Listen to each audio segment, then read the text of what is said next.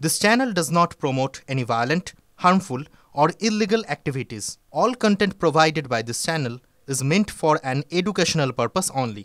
তাদের মেয়ে দুর্নীতির বলি তিলোত্তমার মৃত্যুর পর এই কথাই বলেছেন তার বাবা মা। দুর্নীতির অভিযোগে গ্রেপ্তার হয়েছেন আরজি করের প্রাক্তন অধ্যক্ষ সন্দীপ ঘোষ। একদিকে সিবিআই, অন্যদিকে ইডি। কলকাতা থেকে জেলা সন্দীপ ঘোষের একাধিক বাড়ি, ফ্ল্যাট, বাগান বাড়ির হদিশ পেয়েছেন তদন্তকারী আধিকারিকরা। त्योहार और प्यार लाती है रिश्तों में ढेर सारा मिठास।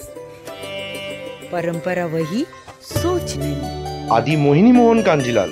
ইডির বিস্ফোরক অভিযোগ, দুর্নীতির টাকাতেই সম্পত্তি বাগিয়েছেন সন্দীপ। আচ্ছা, সন্দীপ কি দুর্নীতির কলেজের প্রিন্সিপাল? এই প্রশ্ন তুলছেন কেউ কেউ।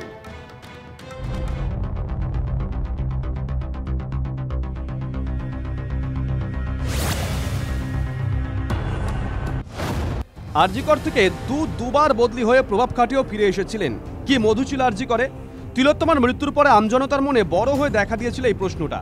আর আর্থিক দুর্নীতি মামলায় আরজি করের প্রাক্তন অধ্যক্ষ সন্দীপ ঘোষ গ্রেপ্তার হওয়ার পর ধীরে ধীরে মিলতে শুরু করেছে সেই প্রশ্নের উত্তর। আরজি কর হাসপাতালে নানা পথে নানা রূপে কোটি কোটি টাকা দুর্নীতির অভিযোগ। সন্দীপের বিরুদ্ধে প্রায় 2 বছর আগে অভিযোগটা করেছিলেন হাসপাতালের প্রাক্তন ডেপুটি সুপার আক্তার আলী। প্রভাবশালী সন্দীপের বিরুদ্ধে কোনো পদক্ষেপই করেনি স্বাস্থ্য ভবন। এখন তদন্তে নেমে ইডির দাবি, দুর্নীতির কালো টাকায় ফুলে ফেপে উঠেছে সন্দীপের সম্পত্তি।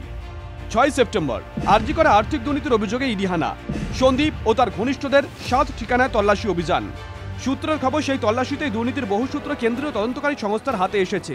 মঙ্গলবার বিজ্ঞপ্তি দিয়ে ইডি জানিয়েছে, তল্লাশিতে সন্দীপ ঘোষ ও তার স্ত্রীর একাধিক সম্পত্তির হদিশ মিলেছে। তাদের 2টি অস্থাবর সম্পত্তির হদিশ মিলেছে। ইডির দাবি, এই সম্পত্তি কেনার ক্ষেত্রে নিয়মমতো সরকারের আগাম অনুমোদন নেওয়া হয়নি। সম্পত্তি কেনার পরে 2021 সালে সন্দীপ ঘোষ নিজেই তার স্ত্রীকে এ ব্যাপারে ছাড়পত্র দেন। ছাড়পত্র দেওয়ার সময় সন্দীপ ঘোষ ছিলেন আরজি করের অধ্যক্ষ এবং তার স্ত্রী হাসপাতালের সহকারী অধ্যাপক। বিশেষজ্ঞরা বলছেন, সরকারি কর্মী হিসেবে এটা বড় অনিয়ম। কারণ সম্পত্তি কেনার ক্ষেত্রে সরকারের থেকে সরকারি কর্মীদের অনুমোদন নিতে হয়। সরকারি কর্মীদের প্রত্যেক বছর বার্ষিক সম্পত্তির খতিয়ান সরকারকে জানাতে হয়। প্রশ্ন হলো, কি করে অনুমোদন না নিয়ে সম্পত্তি কিনে ফেললেন সন্দীপের স্ত্রী? উত্তরটা তারাই দিতে পারবেন। তবে ইডি জানিয়েছে, তল্লাশি চালিয়ে চিকিৎসক দম্পতির কলকাতার 3টি ফ্ল্যাটের হদিশ মিলেছে। কলকাতার সন্দীপ এবং তার স্ত্রী মালিকানাধীন 2টি বাড়ির খোঁজ মিলেছে। একই সঙ্গে ক্যানিংয়ে তাদের খামার বাড়িও মিলেছে, যেখানে ইতিমধ্যেই তল্লাশি চালিয়েছে ইডি।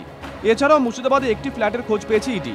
ইডির দাবি, স্থাবর এবং অস্থাবর সম্পত্তি মিলিয়ে সন্দীপ এবং সঙ্গীতা ঘোষ এই চিকিৎসক দম্পতি বহু টাকার মালিক। যদিও অনেকে দাবি করছেন চিকিৎসক হিসেবে এইটুকু সম্পত্তি তাদের থাকতেই পারে, কিন্তু তাদের সেই দাবি খারিজ করে দিচ্ছে ইডি। ইডির দাবি, সন্দীপ ও তার স্ত্রীর এইসব সম্পত্তি পুরোটাই দুর্নীতির টাকায় কেনা। দুর্নীতি তদন্তে সন্দীপকে ঘিরতে তদন্তকারীদের হাতে বড় অস্ত্র নাকি চিকিৎসকের ল্যাপটপ। নিজের বাড়ি থেকে সরিয়ে ফেলেছিলেন, রেখেছিলেন আত্মীয়র বাড়িতে, কিন্তু শেষ রক্ষা হয়নি। তল্লাশিতে সন্দীপ ঘোষের ল্যাপটপ এখন ইডির হাতে। সূত্রের খবর, সন্দীপের ল্যাপটপে রয়েছে দুর্নীতির বহু তথ্য। টেন্ডার সংক্রান্ত নথি রয়েছে ল্যাপটপে। এক্সেল ফাইলে রয়েছে প্রচুর টাকার হিসেব। আয় ব্যয়ের হিসেবে ঠাসা সন্দীপের ল্যাপটপ। এটাই সন্দীপ ঘোষের বিরুদ্ধে ব্রহ্মাস্ত্র হতে পারে বলে মনে করছে ইডি আধিকারিকরা। ইডি সূত্রে খবর, তল্লাশিতে একাধিক নথি ও বিভিন্ন ডিজিটাল ডিভাইস বাজেয়াপ্ত হয়েছে। সব মিলিয়ে দুর্নীতি তদন্তে সিবিআই ইডির জোড়া ফলায় সন্দীপ ঘোষের উপর চাপ ক্রমশ বাড়ছে।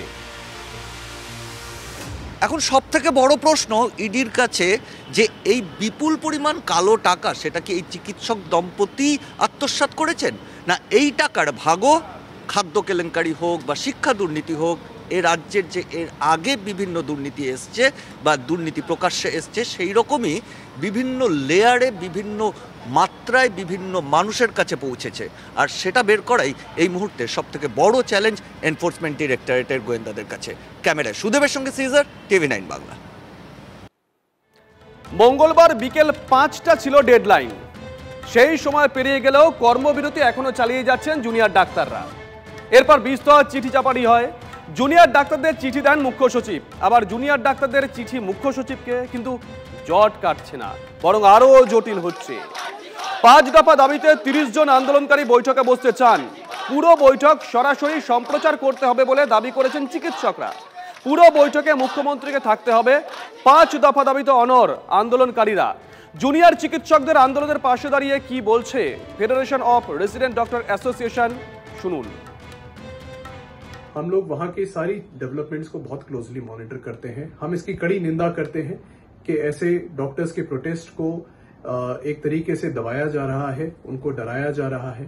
हम उनके पूरी तरीके से साथ हैं, उनका समर्थन करते हैं और हमारी संस्था, हम सारे जितने भी हमारे आरडीएस हैं उनसे लगातार हम लोग संपर्क में बने हुए हैं और हम लोग इस चीज पे विचार विमंथन कर रहे हैं कि अगर उस चीज में कोई भी ऐसी चीज होती है जिससे उन डॉक्टर्स के खिलाफ कोई एक्शन होता है या कुछ भी ऐसी चीज होती है जो नहीं होनी चाहिए थी और जस्टिस नहीं मिल रहा है जिस वजह से, तो हम इसमें एक फेज 2 की प्लानिंग कर रहे हैं जिसके तहत हम लोग जो है दोबारा से हड़ताल पे जाने की बात को सोच सकते हैं।